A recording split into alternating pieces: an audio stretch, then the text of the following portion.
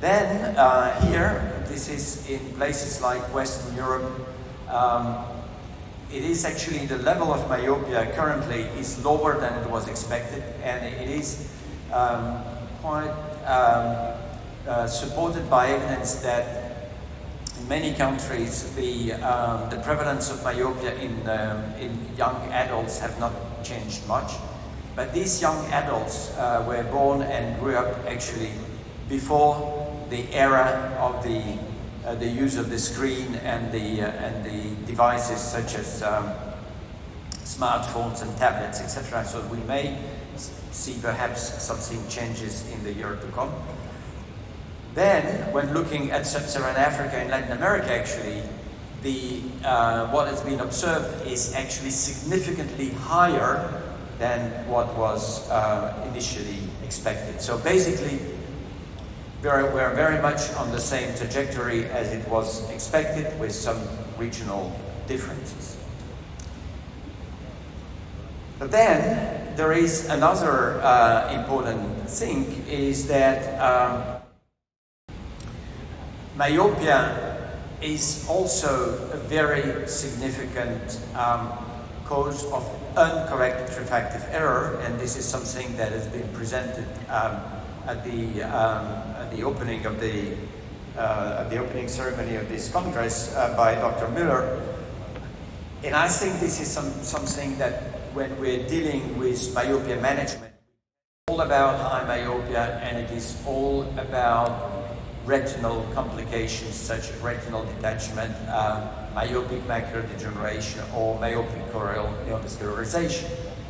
However, and I mean, please keep this in mind, myopia is also a significant risk factor for conditions such as cataract and such as glaucoma. So when in a given population the prevalence of myopia is increasing, it's not only the retinal conditions that are increasing, it is also conditions such as cataract and glaucoma, and these conditions represent also a very significant burden on the eye health systems.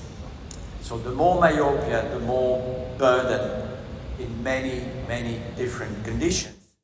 So what we have done is actually, Chongkame from Malaysia started to use monkey as a model to look at how myopia progress using different optical devices, optical appliances.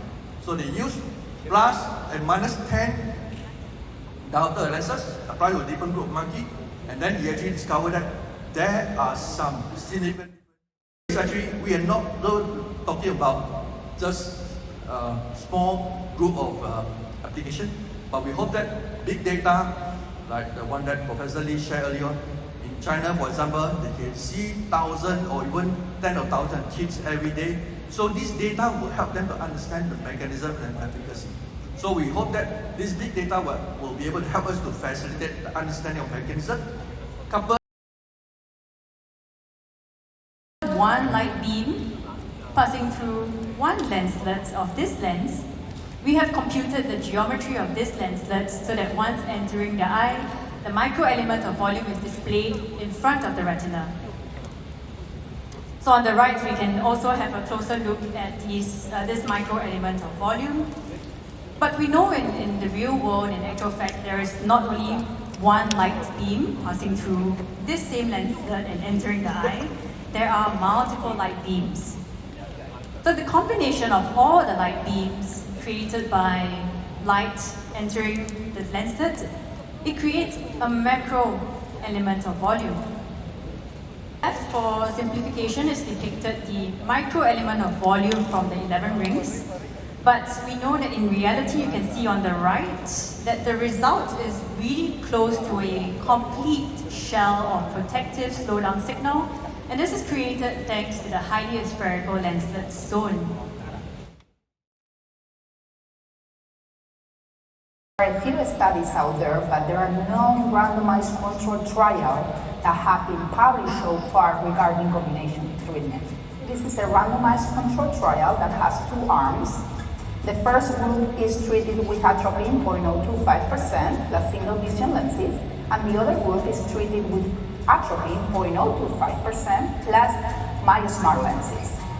In terms of axial length, over 12 months, we found that the group that was on combination treatment progressed less than the group that was with only atropine plus single vision lenses.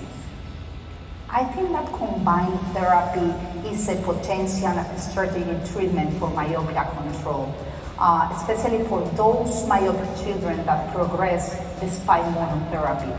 So this gives us another alternative. We can combine them, and it might be a synergistic effect. Thank you, Dr.